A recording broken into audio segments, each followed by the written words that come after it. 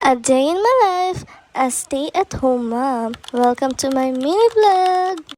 Nagising ang mami nyo ng 2 a.m. dahil meron kami ngayong fun run. Si mama, ewan ko kung natulog to. Hindi ata dahil sa sobrang excited. Fast forward at nakarating na nga kami ng MOA.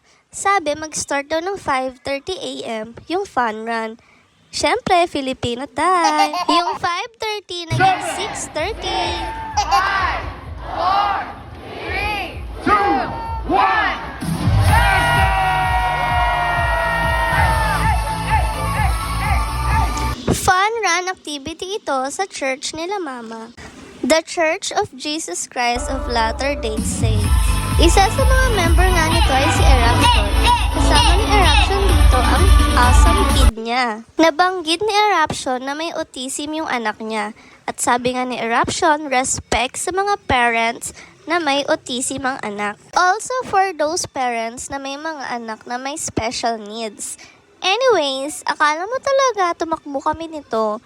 Nag-walk lang talaga kami. Konting takbo. Tapos, walk na naman ulit. Yung walk na may konting run.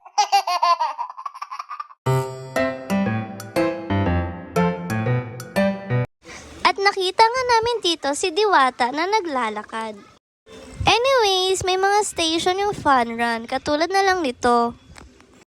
Additional fun sa fun run. Wow! Diba? Very energetic si Mother. May mga bata rin na sumali dito sa fun run. Ang hashtag kasi ng fun run nila ay BFF 2024 Family Run Plus 1. Kaya sinama ako ni Mama dahil itong fun run ay for family. Kung hindi to sobrang aga, malamang sinama namin si Baste at si Crystal. Anyways, meron din silang papatintero. Akala mo talaga hinaharangan ka. Itong station naman is pray to find a way.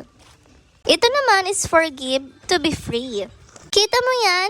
Game na game si Mother Earth. Enjoy na enjoy.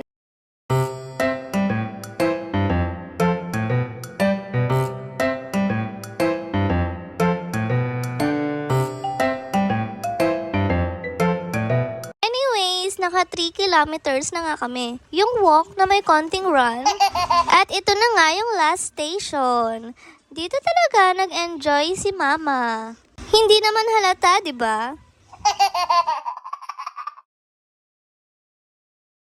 Finally, at tanaw na namin ang finish line. 3.5 kilometers run done. May pa-medal yarn. Wow! At feel naman ng ante nyo. Yung walk na may konting run. Anyways, tapos na nga kami mag-fun run at tumambay lang kami dito saglit at kumain. After nun ay umuwi na din kami. Fast forward. Kukulit na mami mo? At ayun na nga.